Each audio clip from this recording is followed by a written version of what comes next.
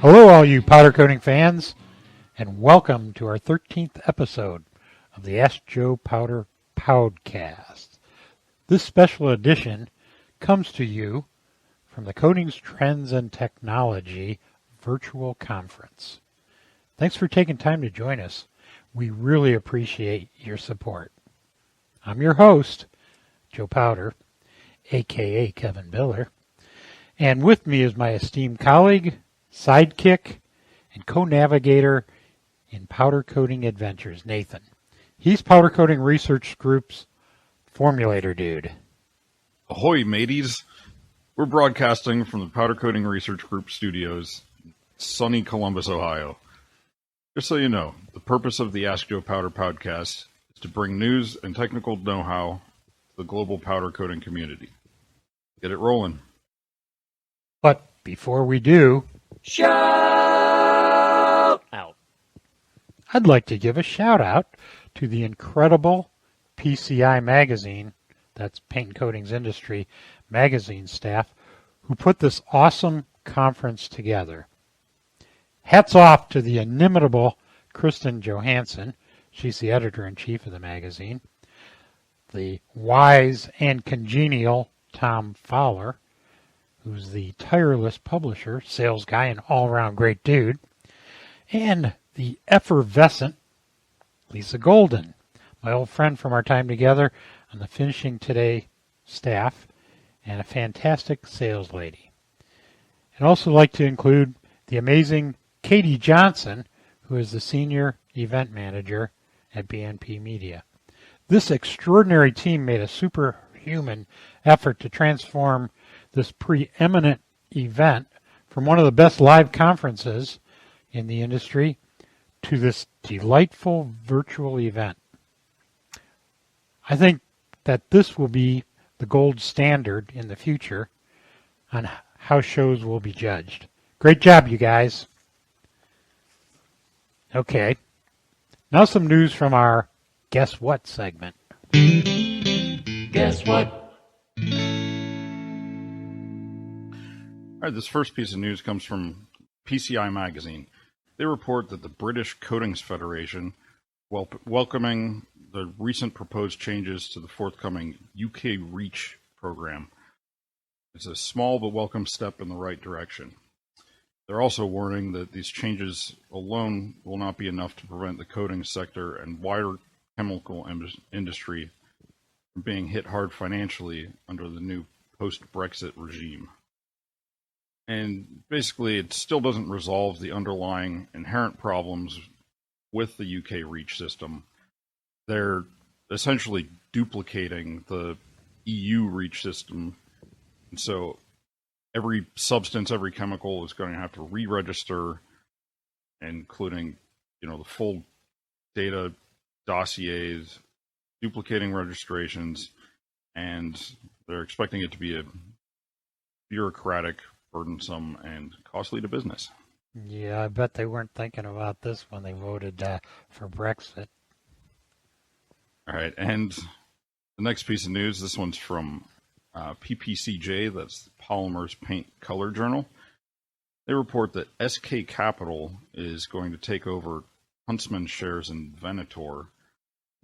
So they agreed to a catch purchase of approximately $100 million US for 42.5 million of the shares of Venator. Of course, that's going to have to go through some regulatory approvals, but they're expecting it to close by the end of the year. And Venator, that's the big titanium dioxide division, Huntsman. Yeah, I wonder if they're going to change the name again, so we'll be confused some more. Really confusing. Yeah, we'll make up a good name for them. All right, powder coating fans, it's time for our Q&A portion of our podcast. Do you have a question? Ask Joe Powder. Well, you can ask him. Ask Joe Powder. He has the answer. That'll answer. Powder coating. It's the Ask Joe Powder podcast. All right. First question comes from Warren Keith Hennis in the Chillicothe Corrections Institute. It says, Dear Joe, I'm currently incarcerated at the Chillicothe Correction Institute in Ohio have a question regarding powder coating durability. I've always heard that powder coatings are one of the toughest industrial coatings and they last forever. Some of my neighbors on the row and I have noticed that the finish on the cabinets in our cells scratches off really easily. Our correction officers tell us that cabinets are refurbished and powder coated by OPI, that's the Ohio Penal Industries. So what's going on? Is the excellent durability of powder coatings really a myth? Sincerely, Keith. Oh boy. Well, hello, Keith. Thanks for your questions, and let me try and answer them. First of all, I can verify that indeed the metal cabinetry at the Ohio DRC, Department of Rehabilitation and Corrections, are rehabbed by OPI, as you state, and that part of the process involves powder coating. I used to visit the Madison Correctional Institute in London, Ohio, and they have a powder coating shop there. Is that what they call it? You used to visit the Correctional Institute? Well, yeah, sometimes I had some overnighters. Anyway, while I was there, I inspected some of the cabinets that had been refurbished, and my goodness, they looked awful. The beige powder coating they were using appears to be an extremely low-quality semi-gloss hybrid, and from its appearance, it looked like it was highly filled with extender in the formulation. The poor performance of the finish can be attributed to the poor quality of the product that was deliberately made of low-quality ingredients, including a high concentration of cheap filler. We're talking about filler. We're talking about dirt. We're talking about digging Minerals out of the ground. Digging dirt out of the ground and pulverizing it so it can be used as a filler in things like powder coatings. I was not able to inspect the powder coating line at the correctional institution, but I really also suspect that metal cleaning and pretreatment is probably inadequate for good adhesion of the powder to the substrate. In addition, I wonder if anybody is paying attention to whether or not the powder-coated parts are being adequately cured in the oven. And if the powder does not reach the recommended temperature for the prescribed time, then the coating performance will inevitably be quite poor. So Keith, the coating failures you and your friends on the block observe are probably due to a convergence of a number of negative factors. Low quality powder coating, and yes, poor quality powder coatings do exist, which are applied to an unclean surface and improperly cured in a poorly controlled oven. Perhaps OPI can be contacted and offered advice on how to improve their powder coating process. Best regards, your friend, Joe Powder. And now, my friends, a message from our sponsor. The Powder Coating Research Group is a proud sponsor of the Ask Joe Powder podcast. PCR is the only independent laboratory dedicated to powder coating technology. We do everything from raw material evaluation, formulating the next generation of coatings, new product development, testing, troubleshooting, training, and consulting. To find out more, visit our website at powdercoatingresearch.com, or you can email Kevin Biller at kevinbiller@yahoo.com. Thanks for listening to the Ask Joe Powder podcast. Okay, back to our questions. All right, this one comes from Nathan Swap in Lancaster, California. He says, "Hey Joe, is there a way to powder coat fiberglass? Thanks." Simple question. That's a not so simple answer, Nathan. Thanks for your question, of course. And I think, if I understand correctly, you're asking about the possibility of applying and curing a powder coating over a glass-filled composite, also known as a fiberglass or fiberglass reinforced plastic, FRP. If this is the case, the answer is yes, but with a rather specific process and materials. Before you coat the fiberglass, you want to clean and lightly abrade the surface to be coated to ensure good adhesion of the powder coating. Most fiberglass harbors residual styrene, which will bleed out during the powder coating bake, so it is essential to pre-bake the substrate before applying the powder.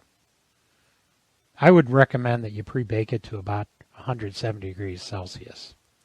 The next step involves applying the powder. And here's the deal. You just might get lucky and be able to hit the hot substrate with powder and get adequate film build. This is a big maybe and requires timing and finesse. If that doesn't work, you can apply a conductive solution, then let it flash and dry before applying the powder electrostatically as one normally would do. That sounds pretty easy so far, but we're not done yet. You absolutely have to use a very low temperature cure powder and bake it at no higher than 150 degrees Celsius, which that's about 300 degrees Fahrenheit.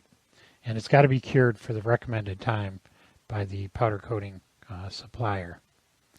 Now, not all powder coating manufacturers carry these products, so you may have to do some looking around.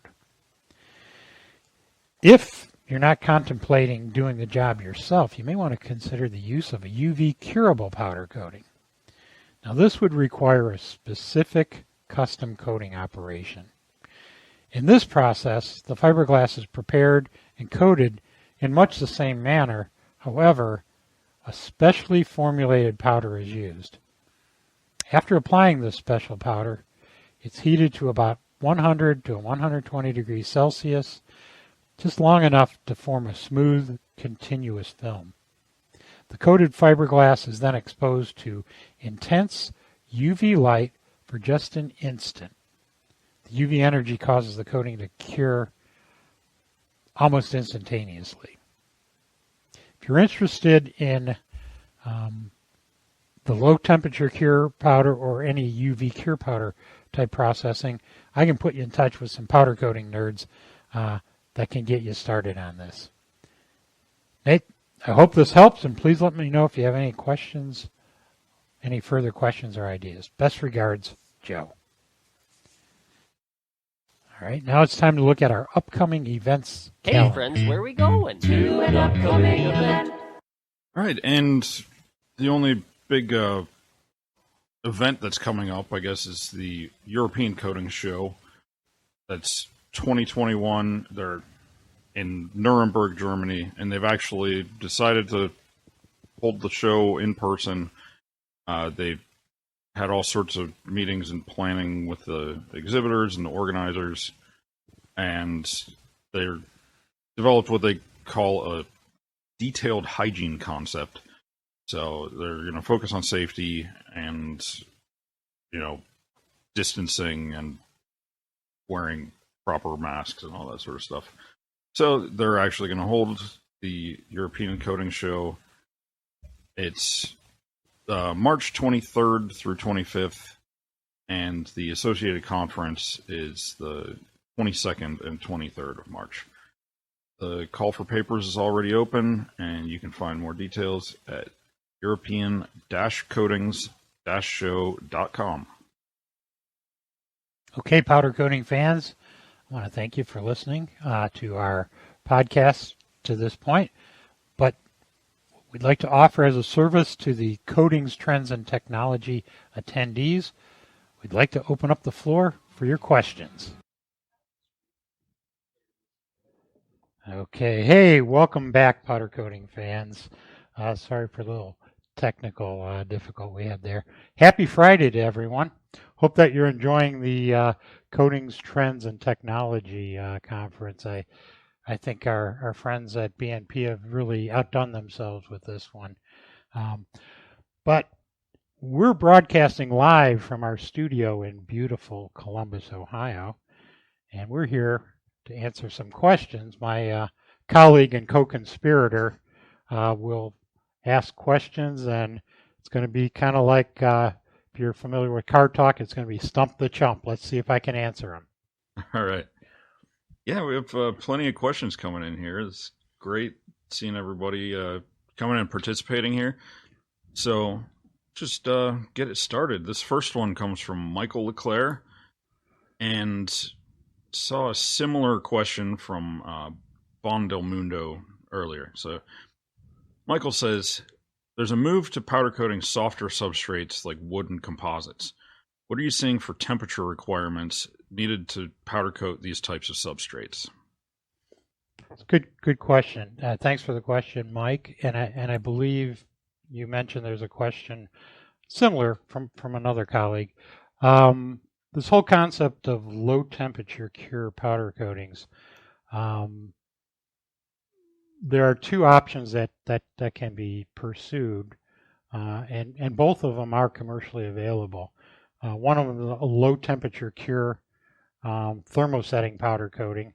That's more traditional type of cure mechanism, and basically when we're dealing with you mentioned softer substrates, a lot of these are non-conductive.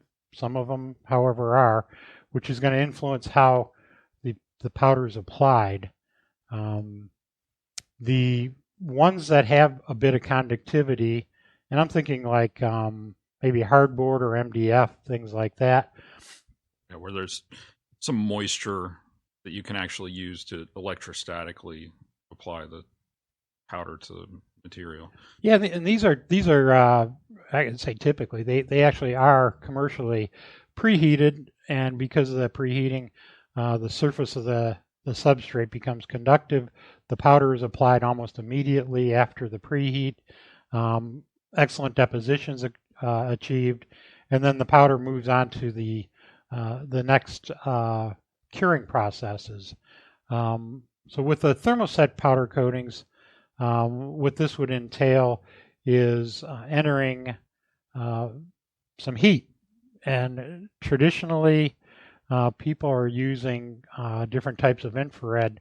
Probably the most common one would be gas catalytic, although some people are using electric, different forms of electric infrared. So the coating needs to be melted so it fuses and forms a continuous smooth film. And in the case of thermosetting powder coatings, requires a little more heat to cure the material. You're wondering about temperature. Using infrared, it's not so straightforward, but just as a baseline, let's just say 130 degrees Celsius is kind of where these things are formulated to perform. The dwell time with thermosets is going to be a few minutes, and it really depends on how the infrared's set. So it could be anywhere from maybe 3 to 10 minutes, depending on the processing equipment. Oh, and for the really sensitive substrates, that 130C is kind of pushing the limit of, what the substrate can take. So, good point. Yeah. That's an excellent point, and that allows us to kind of discuss the concept of UV curable powder coatings, which are not just a laboratory curiosity. UV curable powder coatings debuted in the 1990s. I was involved with some of that commercialization back then.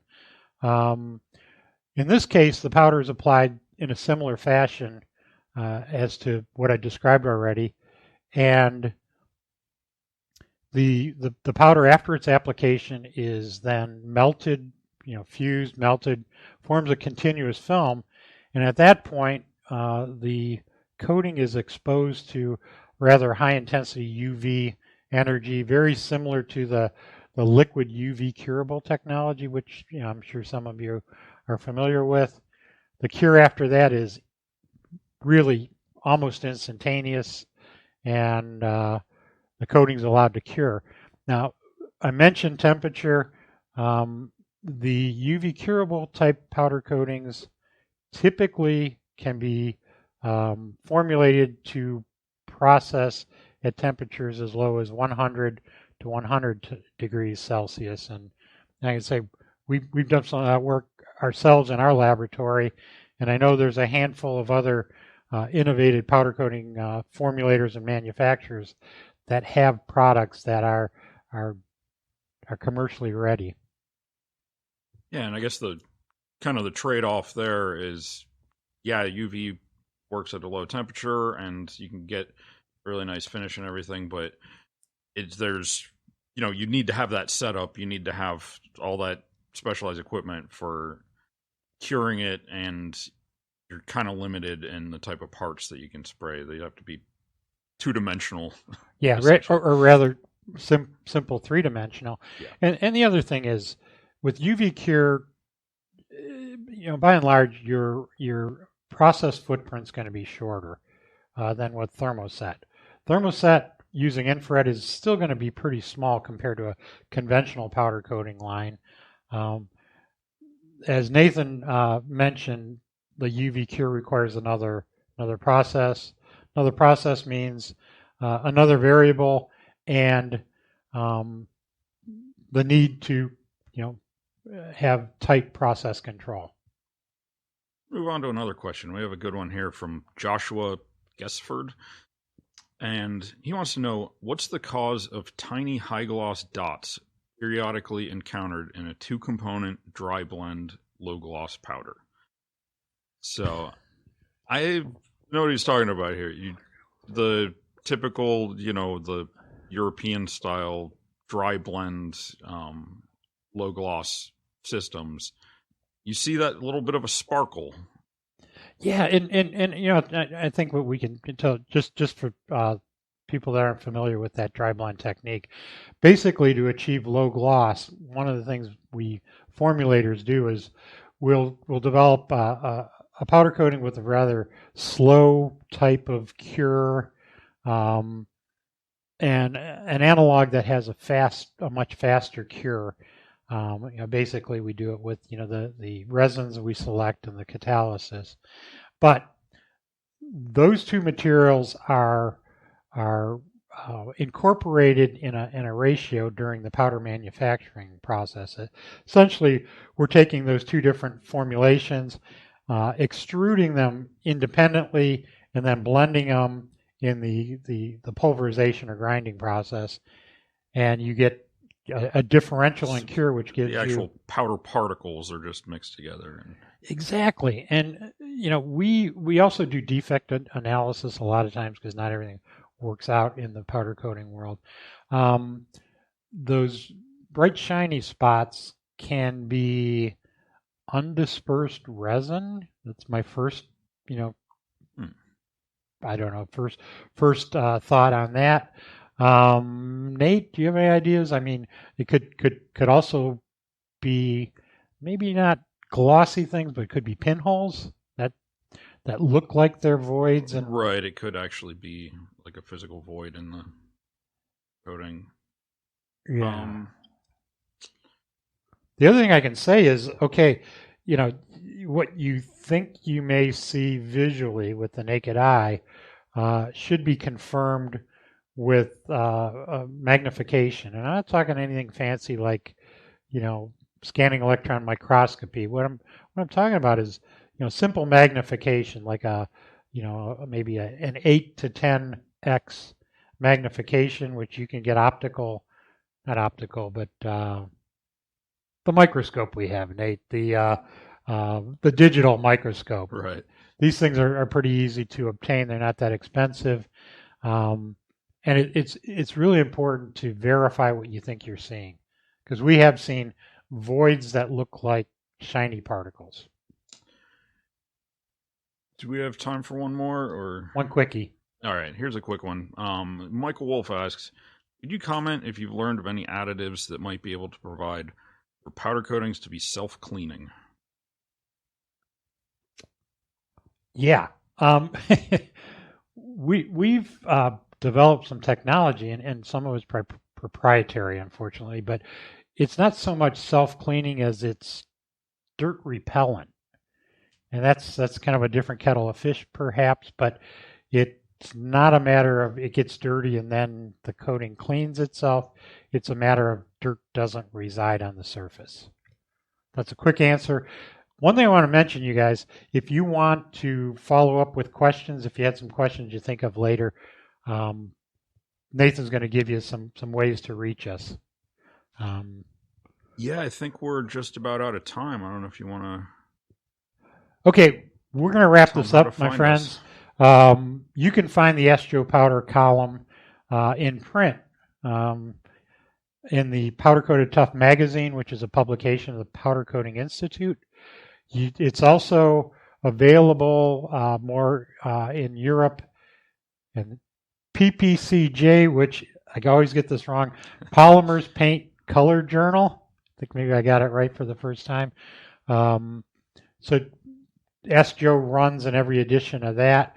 You can also find it online at Paint and Coating Industries magazine website under their Finishing Today tab. That's PCImag.com. All right, and you can find the rest of our podcast. This is our, 13th or 14th episode. So you can find the rest of our episodes, askjoepowder.com. Or if you're, a podcast listener, you can subscribe, know when a new episode comes out. We're listed on Apple, iTunes, Google Podcast, Spotify, Stitcher, everywhere else. We have a YouTube channel. This will, possibly go up on there. We have permission to do that. Twitter, we're AKA Joe Powder. And if, like you said, if we didn't get to your question today, you can send an email in to askjoepowder@yahoo.com.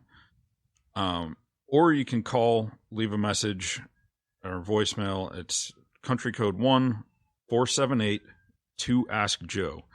That's 1-478-227-5563. And this has been a production of the Powder Coating Research Group. Our music, editing, and now our video and streaming is done by Nick Page. Powder Coating Man does whatever a powder coating can. And remember, folks, keep your powder dry.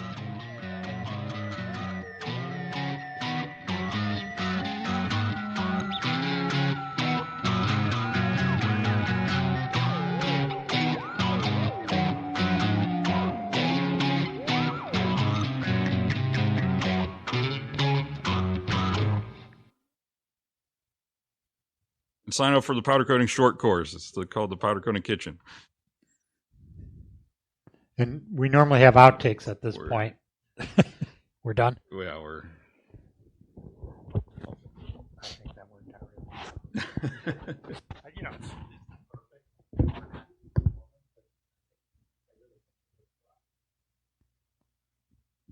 Whew. All right, we're off the air. Did you record?